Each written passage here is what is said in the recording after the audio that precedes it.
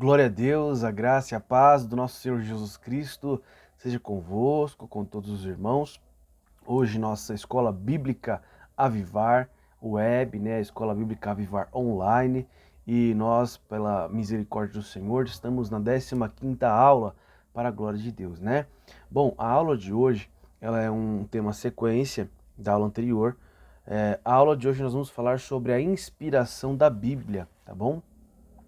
Vamos falar um pouquinho sobre alguns lampejos, algumas pinceladas sobre teologia, mas vamos focar mais sobre esse assunto, sobre aquilo que nós cremos, sobre aquilo que nós entendemos, sem falar de denominação, mas focando naquilo que nós, na nossa igreja, acreditamos, tá bom?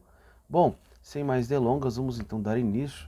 Eu tenho aqui o texto áureo para a gente começar a nossa leitura. Mas eu gostaria de fazer uma breve oração, amém? Curve a sua cabeça, feche os seus olhos, ore comigo. Pai Santo, entramos em Tua presença, pedindo perdão pelos nossos pecados. Pai, nós te agradecemos pelo privilégio e oportunidade desta aula. Nós te pedimos, Senhor, vai à frente, conduz, Senhor, este ensino, nos ajuda a aprender, abre o nosso entendimento, nos abre, Senhor, a nossa mente para poder assimilar, aprender, Pai, e compreender esta palavra, podendo praticá-la. Escreve, Senhor, todo o ensino nas tábuas do nosso coração, para que possamos, Senhor, viver toda a nossa vida para a Tua glória. Nós assim oramos, amém, glória a Deus e graças a Deus, amém? Vamos dar sequência então. Então o texto áureo de hoje, ele diz assim, lá na segunda carta para Timóteo, segunda carta de Paulo, do apóstolo Paulo para Timóteo, que diz: toda escritura divinamente inspirada é proveitosa para ensinar, para redarguir, para corrigir, para instruir em justiça. Então, é a segunda carta de Timóteo. Eu acredito que acabei não falando, mas é capítulo 3, verso 16. Segunda de Timóteo, 3:16. Toda escritura divinamente inspirada é proveitosa para ensinar, redarguir, corrigir e instruir em justiça. Amém? Verdade prática. Bom, a inspiração da Bíblia é divina, é verbal e plenária. Portanto, a Bíblia toda nos ensina, nos corrige e nos instrui. Glória a Deus. Vamos então dar sequência aqui, fazendo a nossa leitura bíblica de hoje. Nós vamos ler o texto de 2 Timóteo, capítulo 3, do verso 14 ao 17. E na sequência vamos ler 2 de Pedro, segunda carta de Pedro, capítulo 1, verso 19 ao 21. Vamos fazer a nossa leitura? Então, 2 de Timóteo 3 vai dizer assim, do 14.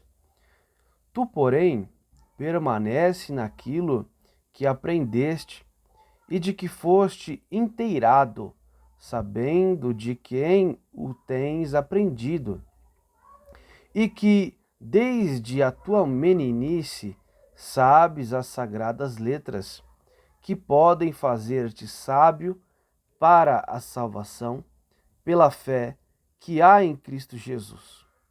Toda a escritura divinamente inspirada é proveitosa para ensinar, para redarguir, para corrigir e para instruir em justiça, para que o homem de Deus seja perfeito e perfeitamente instruído para toda a boa obra.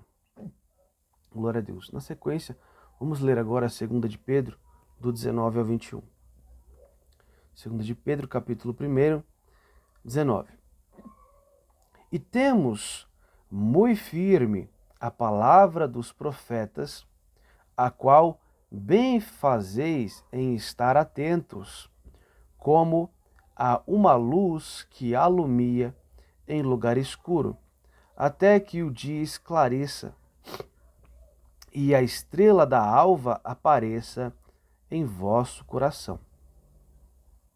Sabendo primeiramente isto, que nenhuma profecia da Escritura é de particular interpretação, porque a profecia nunca foi produzida por vontade de homem algum, mas os homens santos de Deus falaram inspirados pelo Espírito Santo.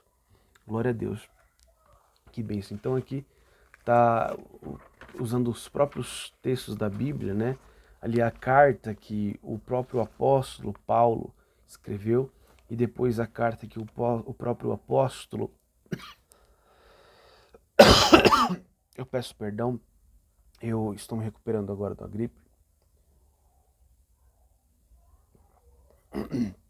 Vamos dar sequência. Então, o próprio apóstolo Paulo escreveu nesta carta falando com Timóteo que os textos ali do Antigo Testamento, que já eram canonizados naquela época, né, até porque o Novo Testamento não era ainda, até porque Paulo ainda estava escrevendo a carta, né? Como que uma carta que ainda não havia sido escrita seria um texto canon, né?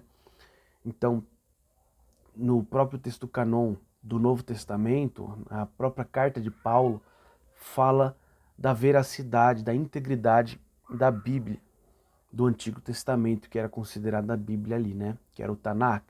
Então, o Antigo Testamento ali, de Gênesis a Malaquias, os profetas, os livros poéticos, os livros de Moisés, né? Os 5 primeiros livros da Torá, Pentateuco, toda a Bíblia do Antigo Testamento era considerado um texto sagrado, um texto divinamente inspirado por Deus. Então, Paulo, ele fala isso para Timóteo, olha, todo o texto do Antigo Testamento, ou seja, todo o texto que é divinamente inspirado, é muito útil para corrigir, para ensinar, para exortar. Então, o próprio apóstolo Paulo atestou isso, reconheceu essa autoridade da palavra. E aí o apóstolo Pedro também, ele fala, olha, vocês têm que considerar esse texto como uma lâmpada que te ilumina, como uma bússola. Então a palavra de Deus, ela é uma lâmpada, ela é uma bússola, ela é o testamento do nosso Pai para nós, os seus filhos. Amém? Bom, peço perdão novamente. Vamos dando sequência. Aqui temos aqui para a nossa leitura um texto muito abençoado e eu gostaria de começar com os irmãos. E o primeiro ponto é a doutrina da inspiração bíblica, né? Que seria então o primeiro tópico de hoje. Deixa eu ver aqui, nós vamos falar sobre 3.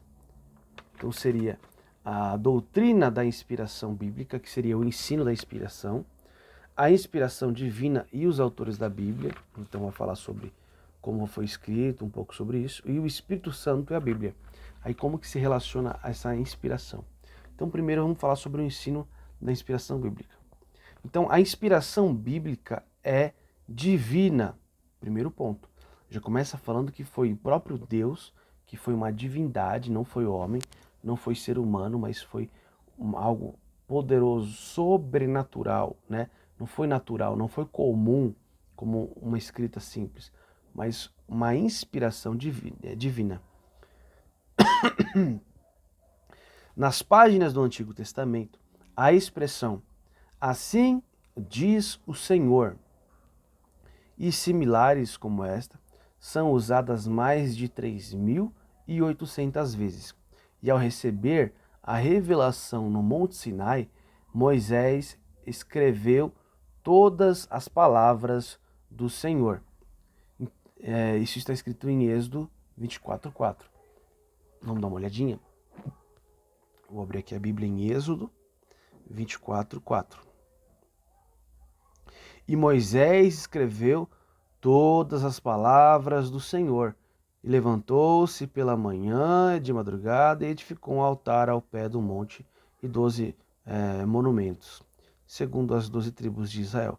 Então, Êxodo 24:4 diz assim, e Moisés escreveu todas as palavras do Senhor. Ou seja, não foram as palavras dos seus pensamentos, que ele ouviu por aí enquanto conversava com alguém. Foi as próprias palavras do Senhor. Jeremias foi advertido: não esqueça nenhuma palavra. Vamos lá então, Jeremias capítulo 26. Jeremias 26. Glória a Deus, aleluia. Jeremias 26, verso 2. Assim diz o Senhor: põe-te no ato da casa do Senhor e dize a todas as cidades de Judá que vêm adorar a casa do Senhor todas as palavras que te mandei que lhes dissesses, e não esqueça nenhuma palavra. Então Deus mandou Jeremias falar palavras para as pessoas, para o povo daquela época, escrever, e para que Jeremias não esquecesse de falar nenhuma palavra. Ou seja, não era para Jeremias ouvir uma mensagem e contar como ele interpretasse. Pelo contrário, ele deveria ouvir a mensagem e tinha que ser fiel. Ele tinha que falar exatamente aquilo que o Senhor havia passado para ele. Isso é muito forte, isso é muito interessante, porque mostra a integridade, né, a pureza em cada palavra que Deus disse foi colocada no texto. Continua dizendo assim. No texto do Novo Testamento, Paulo disse que usava as palavras que o Espírito Santo ensina. 1 de Coríntios 2,13. Vamos abrir a Bíblia? Então vamos lá, 1 de Coríntios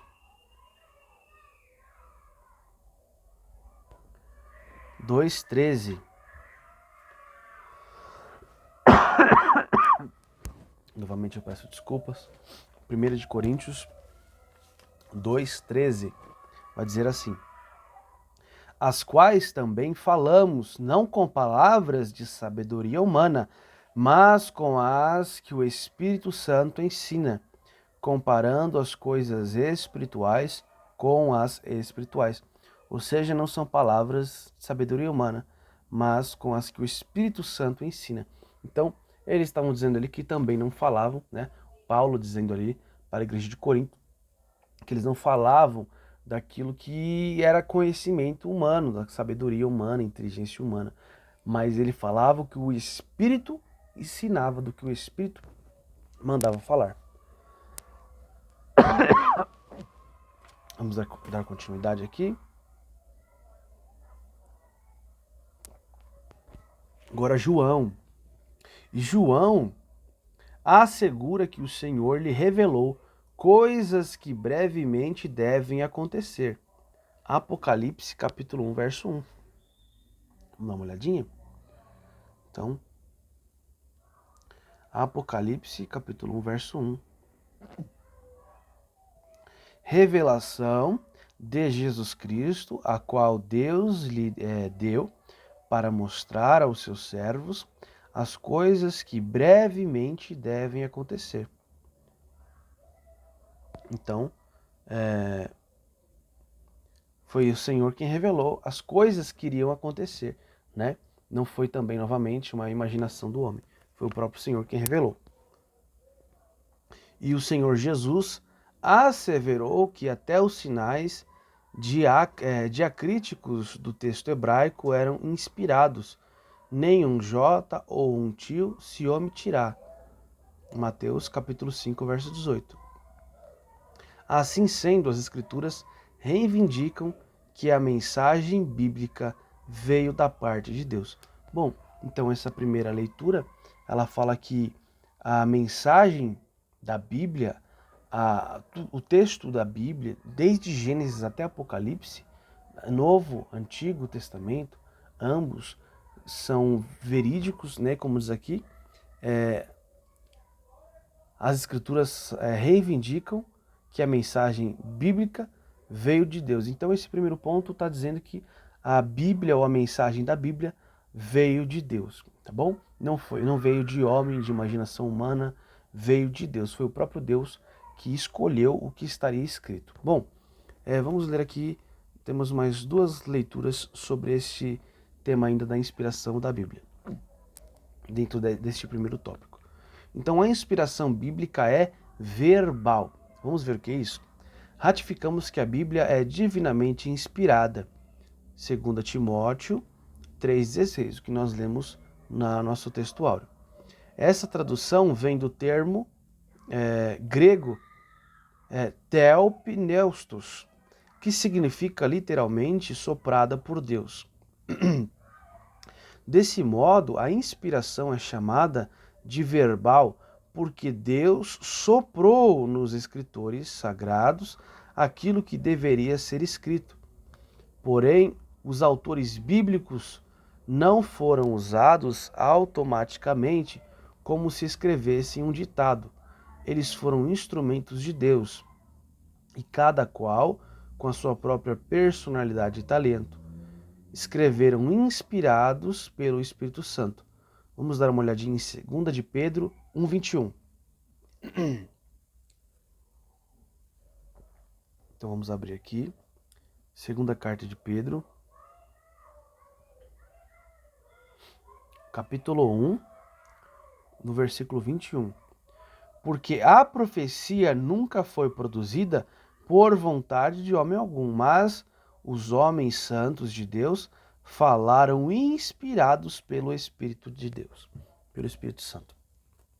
E essa ação divina foi tão intensa que todas as palavras registradas na Bíblia eram exatamente as que Deus queria ver empregadas nas Escrituras. Então, aqui basicamente está dizendo que Deus não usou os seres humanos como máquinas que copiaram o que Deus falou, mas que eles escreveram, cada um com a sua capacidade, com a sua personalidade, com a sua perspectiva, com a sua personalidade, com a sua característica, né, linguística, porém, sem alterar aquilo que Deus gostaria que estivesse no texto. Então, mostra aqui que exatamente o que Deus queria que estivesse na Bíblia é o que está, por causa da sua inspiração. Me perdoe novamente, vamos lá. Terceiro, a inspiração bíblica é plenária. Vamos ver o que é plenária. A inspiração da Bíblia também é plenária, isto é, a inspiração é total e completa, tanto no Antigo quanto no Novo Testamento. Paulo afirma que toda a Escritura é inspirada. 2 Timóteo 3,16, que nosso textuário. Então, toda a Escritura ela é inspirada. Não é só Gênesis que é inspirado, não é só Apocalipse que é inspirado, ou só Mateus, que foi inspirado por Deus, ou só ali o livro do profeta Daniel, que foi inspirado por Deus. Não. A Bíblia ela é uma inspiração plenária. Então, a inspiração da Bíblia é plenária, ou seja, toda a Bíblia, de Gênesis a Apocalipse, todos os 66 livros são inspirados por Deus, tá bom? Então a Bíblia é plenária. Sinopse, né, fazendo aqui uma releitura, um catado desses três tópicos. Resumindo então, a Bíblia é a inspirada palavra de Deus. Seus autores a escreveram inspirados pelo Espírito Santo e os seus livros têm o mesmo grau de autoridade, né? Ou seja, como a gente falou, como ela é plenária, em toda a Bíblia é inspirada, então não tem um livro que é com mais autoridade e outro com menos. Toda a Bíblia foi inspirada e toda ela tem autoridade de ser considerada inspirada por Deus. Bom, o nosso segundo ponto aqui seria a inspiração divina e os autores da Bíblia. Então vai falar um pouco agora dessa relação da inspiração de Deus sobre os autores. Vamos ver como que isso vai ficar. Temos 4 pontos para a nossa leitura. Vamos lá. Primeiro é a inspiração dos autores. Esse é o nosso primeiro ponto. A leitura diz assim: o Espírito Santo garantiu a liberdade dos escritores bíblicos conforme a capacitação de cada um. Portanto, a Bíblia possui particularidades quanto ao gênero literário, gramática, vocabulários e outros. Olha, isso aqui é muito interessante. Então aqui, gênero literário, gramática, vocabulários, entre outros. Ou seja, se você for conversar com um juiz, com um advogado, que lê muito, que estuda muito, ele vai ter um linguajar mais rebuscado. ele vai usar melhor o idioma. Mas se você for conversar com um operário, com um pescador, ele vai ter um linguajar mais humilde, mais simples, né? Ele vai falar gírias, provavelmente, vai usar talvez um termo errado, e isso é comum, isso faz parte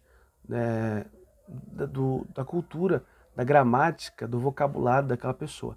Então Deus ele não excluiu as características dessa pessoa. Isso é muito interessante.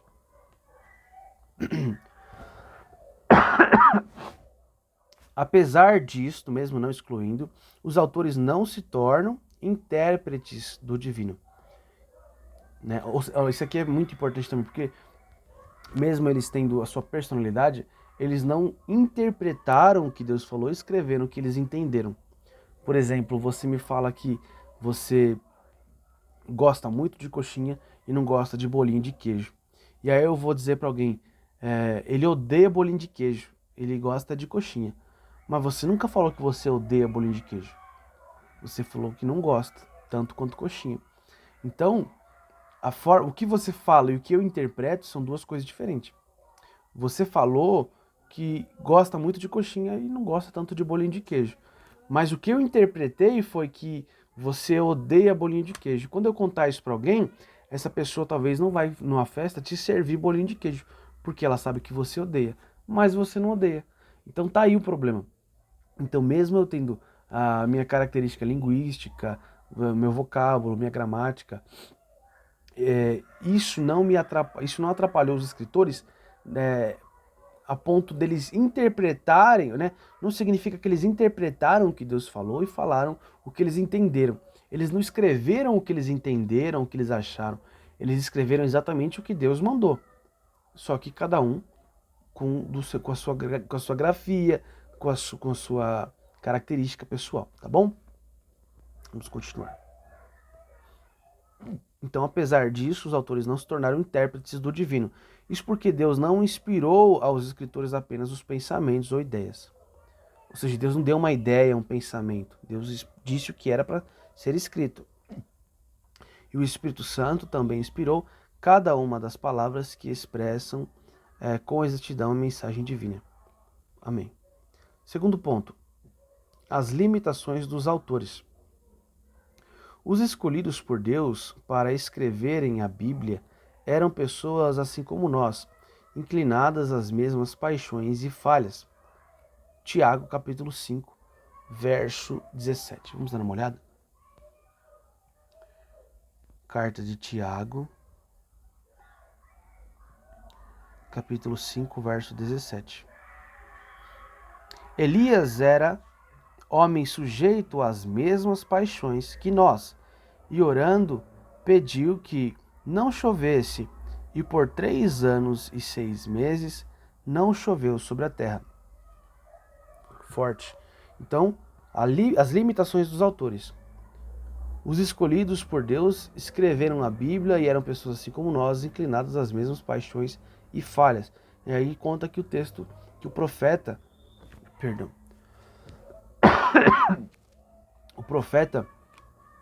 ele era uma pessoa comum como nós, mas, segundo a palavra dele, ele orou e não choveu. Então, ele era uma pessoa comum, mas ele também estava ali debaixo da autoridade de Deus. Ele era um profeta, ele ouvia a Deus, ele falava e acontecia. Então, o texto aqui, deixa eu pegar aqui para a gente ler de novo, olha que forte isso, vamos enfatizar isso. Elias era um homem sujeito às mesmas paixões que nós. Ele era um homem como nós. Então, ele orou e não choveu, mas ele era um homem como nós. Então, o texto, vamos enfatizar isso. Elias era um profeta do Senhor. Orou e não choveu por 3 anos e meio, mas ele era um homem sujeito às mesmas paixões, às mesmas limitações que nós. Então, essa é uma característica dos autores. Eram limitados, humanos como nós. Moisés, por exemplo, mesmo sendo o autor do Pentateuco, os 5 primeiros livros da Bíblia, Penta de 5, foi impedido de entrar na terra prometida, porquanto transgredira contra o Senhor no deserto de Zim. Vamos dar uma olhadinha? Deuteronômio 32. Abre comigo lá no Antigo Testamento, quinto livro da Bíblia, quinto livro do Pentateuco, Deuteronômio, capítulo 32, versículo 51 e 52. Vamos fazer a nossa leitura aqui. Vai dizer assim: porquanto prevaricastes contra mim no meio dos filhos de Israel, nas águas da contenção, em Cádiz, no deserto de Zim, pois me não santificastes no meio dos filhos de Israel. Pelo que verás a terra diante de ti, porém não entrarás nela, na terra que darei aos filhos de Israel. Então o próprio profeta Moisés, né, o grande profeta israelita, não pôde entrar na terra prometida. Ou seja, ele era um homem falho, também cometia erros, mas isso não atrapalhou, isso não refletiu na hora de relatar e escrever o que Deus ordenou. Vamos ver aqui a continuação. Entretanto, olha lá, entretanto, nenhum texto das Escrituras, quanto à sua inspiração e veracidade, ou sua verdade, está condicionado a essas limitações humanas dos seus autores. Segunda de Coríntios 4:7, acho que é isso. Tá meio borrado aqui o texto. Vamos dar uma olhada, ver se é isso mesmo, senão depois a gente procura. Segunda carta de Coríntios, capítulo 4, verso 7.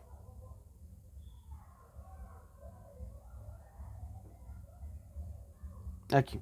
Temos, porém, esse tesouro em vasos de barro, para que a excelência do poder seja de Deus e não de nós. Ou seja, a palavra de Deus, a Bíblia, ela é essa glória também. E ela foi escrita por vasos de barro, para que a glória seja de Deus e não de quem escreveu. Muito forte, né? Terceiro ponto. Os diferentes gêneros literários e figuras de linguagem. Cada autor fez uso de gêneros literários distintos, tais como narrativa, em 1º e 2º Samuel, que foi narrada a história de Samuel, poesia, em Salmos, que são um livro poético, os provérbios, né, que são as histórias, as sabedorias ali, né, do livro de Provérbios, os autores, e etc.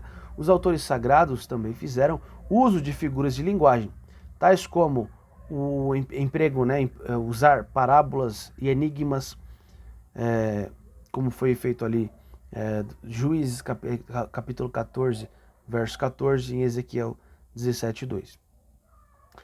Foi feito uso de alegorias, Gálatas capítulo 4, 22 e 24, Hebreus 9:9. Foi feito uso de hipérboles, João 21, 25, Colossenses 1, 23. Vamos dar uma olhadinha nesse.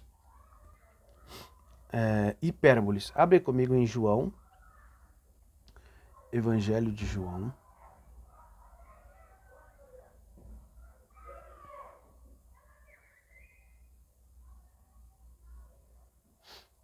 Glória a Deus.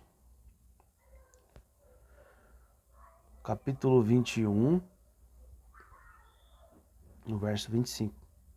Há, porém, muitas outras coisas que Jesus fez. E se cada uma das quais fosse escrita, cuido que nem ainda o mundo todo poderia conter os livros que se escrevessem. Ou seja, ele não estava dizendo exatamente que o mundo todo não caberia os livros que Jesus escreveu. Não é isso, né? Porém, ele fez o uso de uma hipérbole aqui no texto. Então, cada escritor, né, fez uso de uma figura de linguagem, né, fez uso aqui gramatical diferente um do outro. Então, é óbvio que se fosse escrito todos os livros de Jesus, caberia no planeta Terra, né? Mas ele está dizendo aqui que são tantos textos que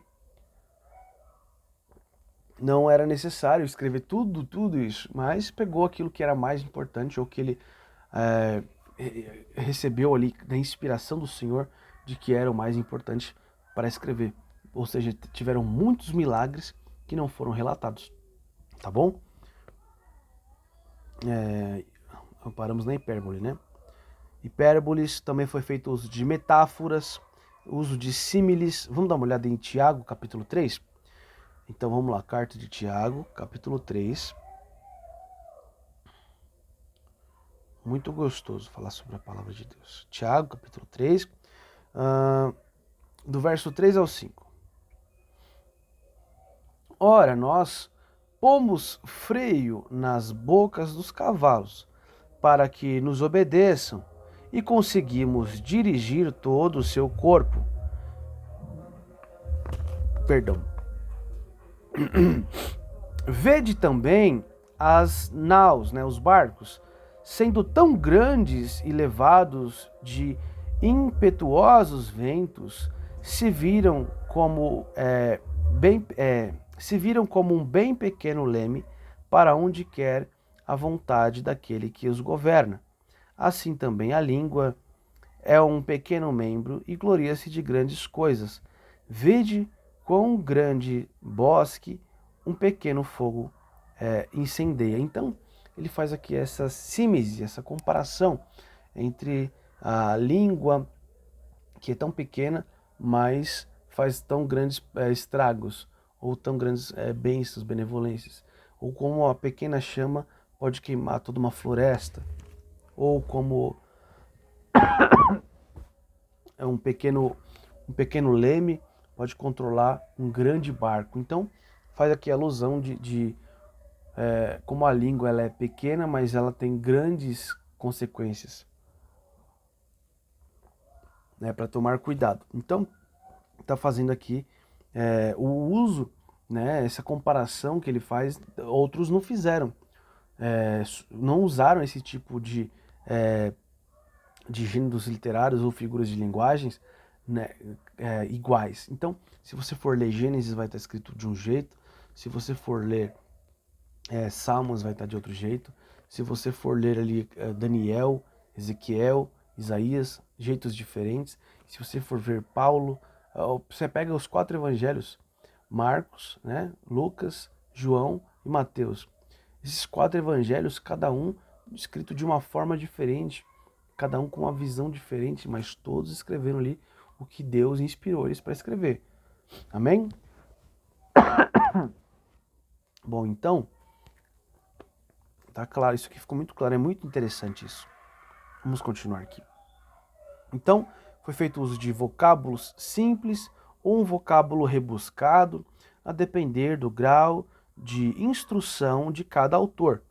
O emprego dos recursos literários evidencia a cultura do escritor apenas, mas, em hipótese alguma, invalida a inspiração da palavra de Deus. Glória a Deus. Quarto ponto. A linguagem do senso comum. Na descrição de fenômenos científicos, por exemplo, os autores sagrados usam a fraseologia comum e popular.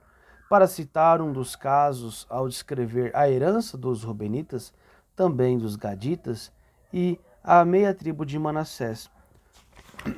Josué fez a alusão ao nascer do sol, lá em Josué capítulo 1, verso 15. Vamos dar uma olhada?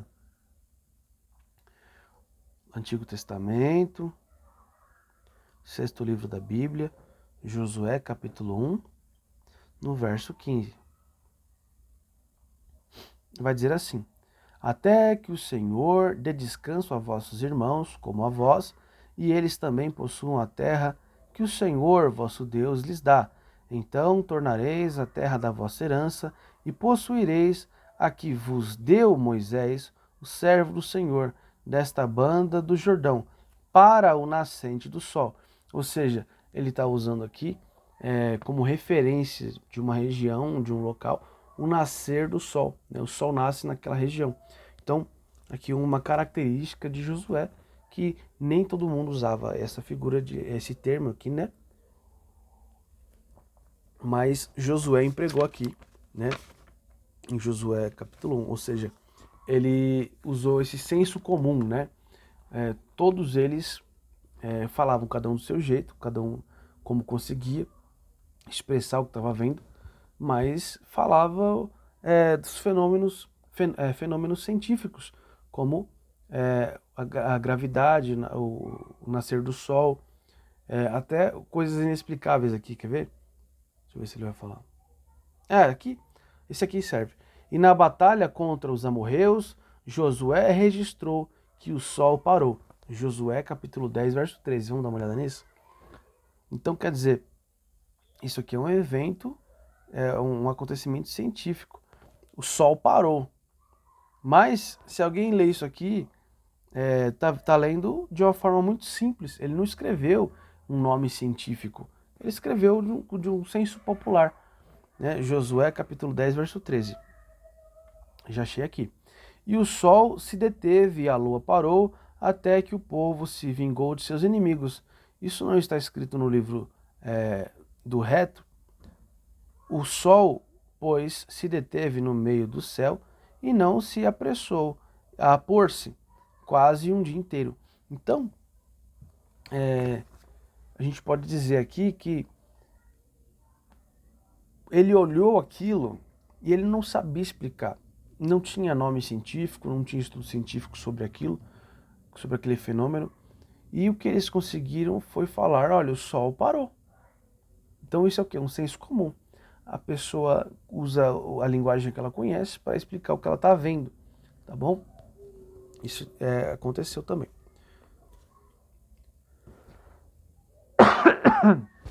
Vamos continuar, me perdoem aqui, eu peço desculpa novamente. Essa linguagem não ignora os fundamentos científicos, olha aqui que interessante, nem desacredita da inspiração da palavra de Deus, apenas busca alcançar a compreensão de todos. Então, eles estavam tentando explicar o que eles estavam vendo, ou o que aconteceu, de forma que todos pudessem compreender.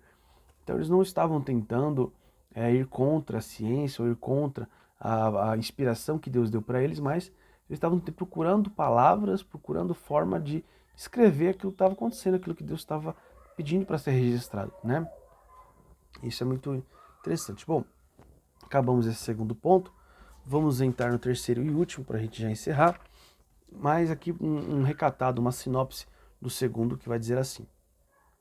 Então, o resumão seria: as limitações humanas, o uso de diferentes gêneros literários e o emprego de linguagem comum não anula a inspiração divina dos autores da Bíblia. Então, se o autor era limitado, a forma que ele escrevia, como ele escreveu, o que ele escreveu, nada disso altera a inspiração divina sobre as Escrituras. Amém? Desculpa, vamos lá, terceiro ponto. O Espírito Santo e a Bíblia. Como que era o relacionamento? Como que isso funcionou? Então temos aqui três tópicos, tá bom? 3 pontos. Vamos lá. Primeiro, a inspiração do Antigo Testamento. Vamos lá. Então, primeiro, o Antigo Testamento. A Bíblia é categórica em reiterar sua inspiração divina.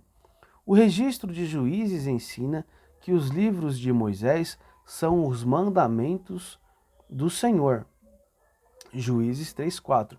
Então, lá em Juízes 3:4, está dizendo que os mandamentos de Moisés, aquilo que Moisés escreveu, ele era os mandamentos do Senhor. Então, de Gênesis até Deuteronômio, nós vamos ler os mandamentos do Senhor, o que Deus quer que o seu povo faça, tá bom? Perdão. Isso é muito forte.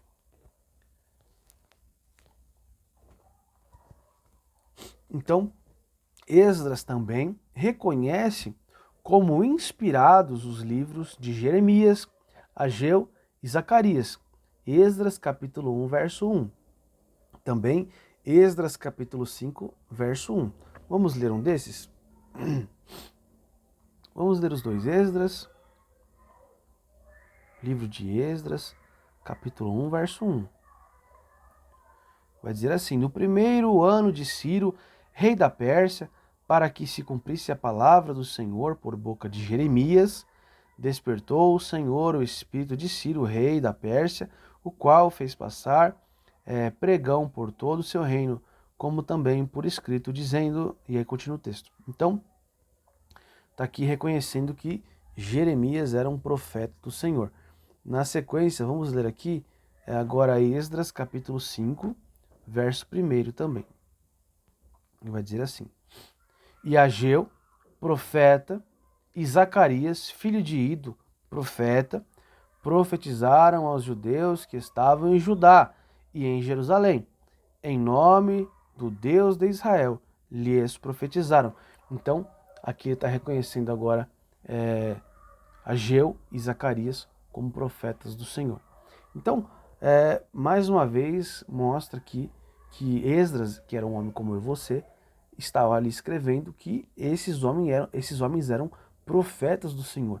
E, ou seja, todos esses textos, eles foram inspirados por Deus, e as pessoas naquela época já reconheciam que isso aqui não era uma coisa comum. O texto era muito, muito importante e ainda é. Vamos continuar aqui.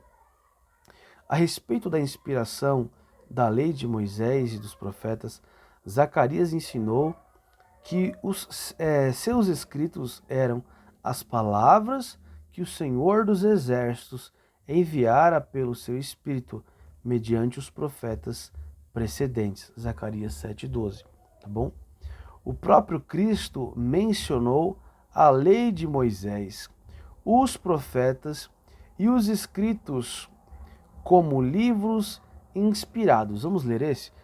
Evangelho de Lucas, capítulo 24, verso 44. Novo Testamento, vamos lá no Evangelho, nos Evangelhos, né? Abre comigo aí no Evangelho de Lucas, capítulo 24, no verso 44. E disse-lhes: São estas as palavras que vos disse estando ainda convosco. Convinha que se cumprisse tudo o que de mim estava escrito na lei de Moisés e nos profetas e nos salmos. Então, está aqui o próprio Jesus falando ali naquela época que os livros que já haviam sido escritos dos profetas, eles eram palavras de Deus. Eles iriam se cumprir. Qual que é a maior evidência da autenticidade da Bíblia? Uma das maiores evidências é as próprios cumprimentos das profecias. Todas as profecias já se cumpriram ou algumas ainda irão se cumprir, né, como a própria vinda do Filho de Deus. Ele descerá, ele virá. Aquele que Jesus que vocês viram subir, voltará. Então Jesus vai voltar, amém? Essas declarações atestam o Espírito Santo como fonte originária da inspiração do Antigo Testamento. Então, falamos aqui sobre o Antigo Testamento, o Espírito Santo inspirou todos os profetas e até o próprio Cristo Jesus reconheceu e falou sobre isso, tá bom? Maior autoridade que essa não tem. Segundo ponto, inspiração do Novo Testamento. Glória a Deus. O Novo Testamento possui dois pressupostos básicos de sua inspiração, A e B. Vamos lá. Primeiro, então, a promessa de Cristo de enviar o Espírito Santo para guiar os discípulos. Evangelho de João, capítulo 14, verso 26. Então, ali na última ceia, né, após ela, durante ela, Jesus ele fez uma promessa. Ele falou: olha, eu vou, mas não vos deixarei órfão. Eu enviarei o Consolador, que é o Espírito Santo. Tá bom? Segundo ponto, ou 2, B. Perdão novamente. Vai dizer assim: os escritos bíblicos que vindicam esse cumprimento. Atos capítulo 2, verso 4. 1 de Coríntios capítulo 2, verso 10. Efésios capítulo 3, verso 5. São textos muito conhecidos por nós, acredito que você já deve ter lido, né? Atos 2:4, acredito que seja o mais famoso, ou pelo menos o mais pregado, principalmente no movimento pentecostal, que nós cremos no derramar do Espírito Santo e na atualidade dos dons, né? Então, seria que o cumprimento, os escritos bíblicos vindicam nesse cumprimento. Cumprimento do quê? Da promessa de que Jesus enviaria o Consolador. Então, nesse aspecto, Paulo declara que escreve sob orientação do Espírito Santo e que as suas epístolas são a palavra de Deus. Ele fala isso em Romanos, capítulo 15, do verso 15 e verso 16.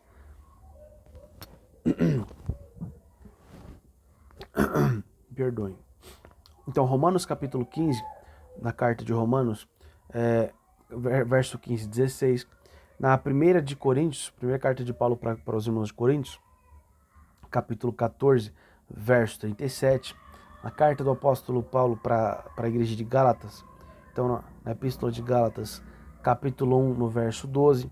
Primeira de Tessalonicenses, capítulo 2, verso 13. Todas essas passagens, Paulo ele enfatiza, ele reafirma que as palavras dele, as cartas dele, os ensinos dele, não são da parte dele, mas inspirados pelo Espírito Santo, tá bom? Assim como o Antigo Testamento, também inspirado aqui no Novo Testamento. Pedro também reconhece essa verdade e classifica os livros de Paulo como escrituras sagradas. Tá lá em 2 Pedro, capítulo 3, verso 16. Esse vale a pena a gente ler. Vamos para a gente não desperdiçar muito tempo, para a gente não ficar muito longo, mas esse aqui eu acredito que dá tempo de ler e vai ser bênção. Então, segunda carta de Pedro, 2 de Pedro 3,16, tá bom? Vamos lá? Já achei aqui. Falando disto, como em todas as suas epístolas, entre as quais há pontos difíceis de entender, que os indoutos e inconstantes torcem e igualmente as outras escrituras para sua própria perdição. Então, o apóstolo Pedro está dizendo que alguns outros homens, eles distorcem, manipulam as cartas de Paulo, assim como também as escrituras do Antigo Testamento. Então ele colocou em pé de igualdade e autoridade as palavras inspiradas por Deus e as palavras de Paulo.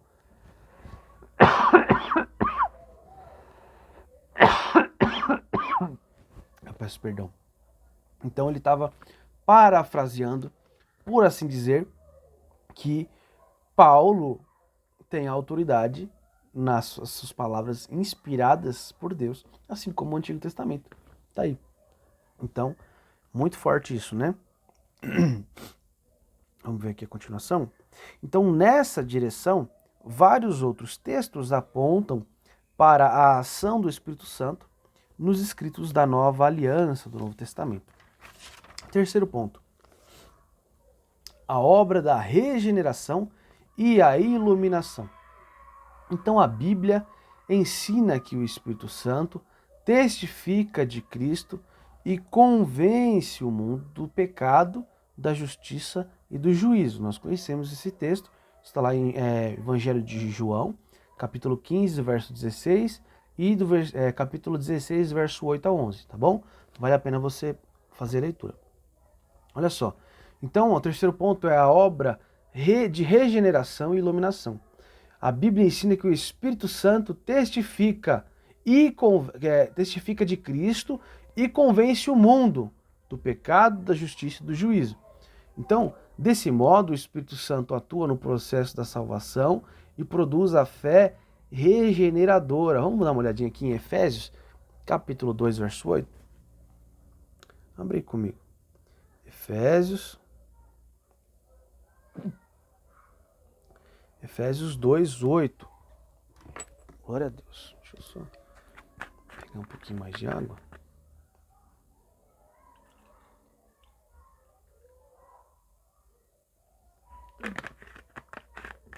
Glória a Deus. Efésios 2, 8. Já acharam aí? O meu já está aberto aqui também. Licença.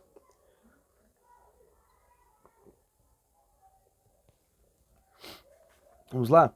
Porque pela graça sois salvos, por meio da fé, e isso não vem de vós, mas é o dom de Deus. Glória a Deus. Então, está falando aqui sobre a salvação da fé regeneradora. Então, A fé do Espírito Santo, a fé em Deus, a fé em Cristo, ela através da a fé, né, operada pela obra também do Espírito Santo em nosso coração, em nosso caráter, ela produz a regeneração. Então o ser humano ele é regenerado, né?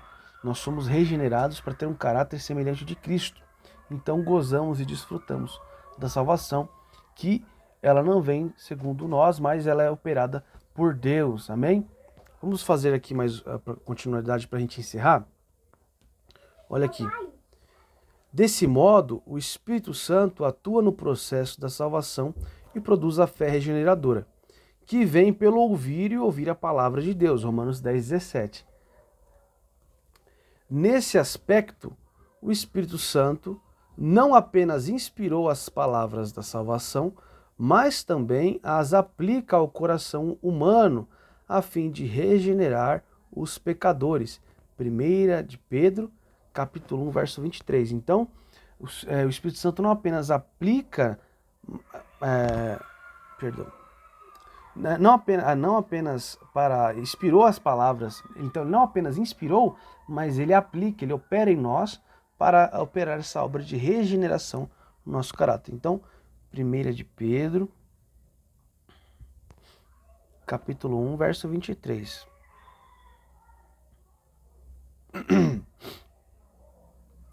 Sendo de novo gerados, não de semente corruptível, mas da semente incorruptível, pela palavra de Deus, viva e que permanece para sempre. Então, nós somos gerados pelo Espírito Santo através da palavra, né? Através de Jesus.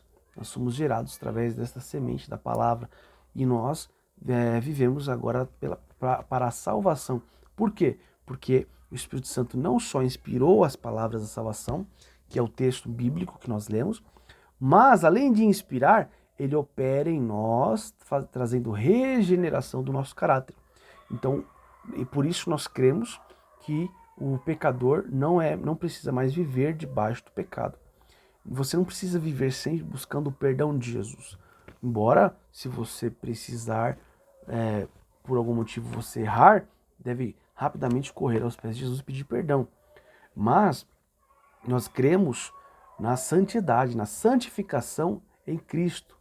Então o Espírito Santo opera uma obra em nós, através da nossa comunhão, do nosso relacionamento interpessoal com Deus, para que nós possamos ter esta dependência ou interdependência, né? Onde nós temos sim a nossa parte, o nosso papel, e Deus, o Espírito Santo, Deus, opera em nós para que nós possamos ter o caráter regenerado e ser assim semelhantes a Cristo, né?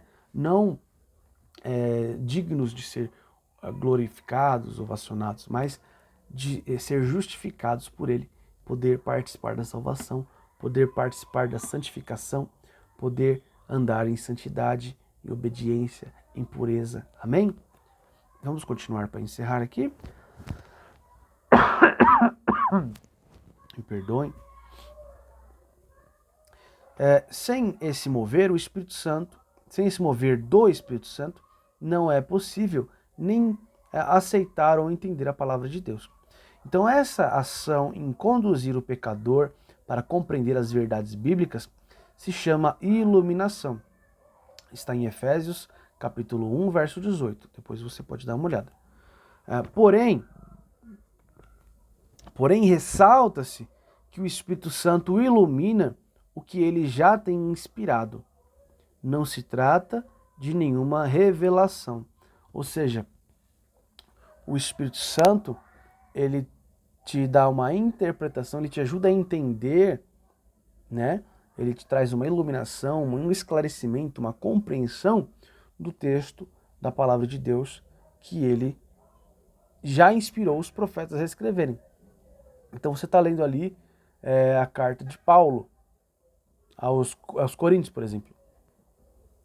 Vamos à a primeira carta de Paulo aos Coríntios, capítulo 13. Muito, muito bonita. E ali você está tendo uma interpretação, um entendimento pela iluminação do Espírito Santo. Mas não foi você que escreveu o texto. Deus não está te trazendo uma nova revelação. Deus, ele inspirou Paulo ao escrever, e agora ele está te iluminando para compreender e pôr em prática.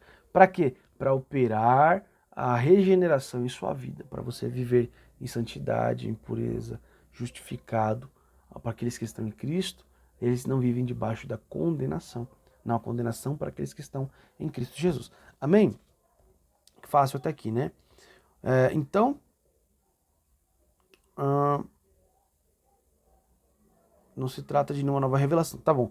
Então, um recadado, um resumão aqui desse terceiro ponto, que é a Bíblia reivindica, então, o quê? Inspiração do Espírito Santo em todas as palavras da Escritura. Então, aqui concluindo, resumindo o que a gente acabou de fazer, é que a Bíblia reivindica a inspiração do Espírito Santo em todas as palavras da Escritura. Conclusão, e a gente encerra e faz a oração final. A Bíblia é a palavra de Deus escrita. Olha essa frase, meu irmão. Acho que toda aula ela foi maravilhosa, mas essa frase é poderosa. A Bíblia é a palavra de Deus escrita. Que forte isso. Ela foi inspirada verbalmente e os seus autores a escreveram inspirado pelo sopro, inspirados pelo Espírito Santo. A inspiração da Bíblia é plena, ou seja, total, toda a Bíblia, e todos os livros e palavras da Bíblia têm total e completa autoridade de inspiração do Espírito Santo. Amém?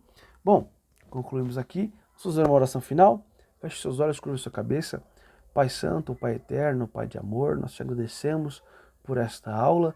Escreve, Senhor, nas tábuas dos nossos corações, que possamos, Senhor, aprender, praticar e sempre crescer em graça, em humildade e conhecimento, através da Tua palavra, através dos Teus ensinos. Nós te agradecemos. Amém. Glória a Deus e graças a Deus. Amém. Fiquem todos na paz do Senhor. Eu te despeço em fé e espero encontrar-lhe em fé no próximo vídeo. Deus abençoe.